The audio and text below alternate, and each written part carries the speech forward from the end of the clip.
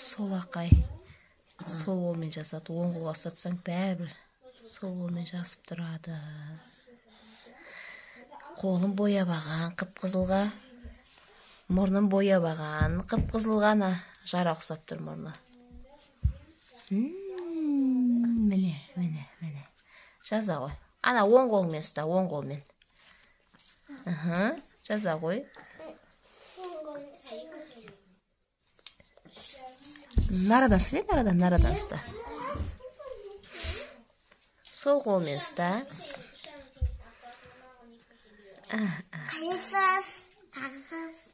Лайк де. Лайк. Қараңыз. Ту, ата, әже, мен сізді жақсы көремін деп жазыпты.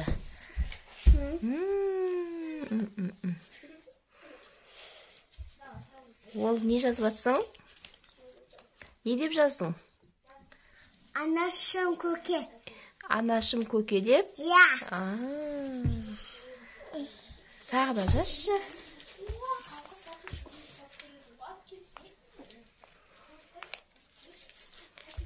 Нағыл деп жаздыңыз? Анашым көке, құрмет, ізет, көмет.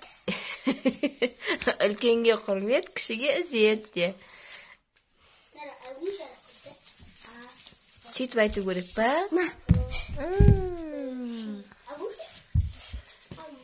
Қайттан бұл.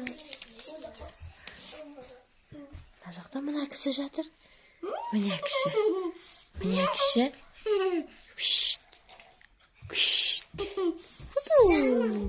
Той.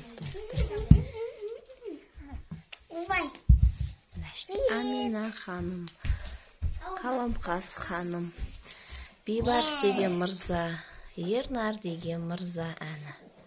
Арада Ғайынжамал деген ханым бар.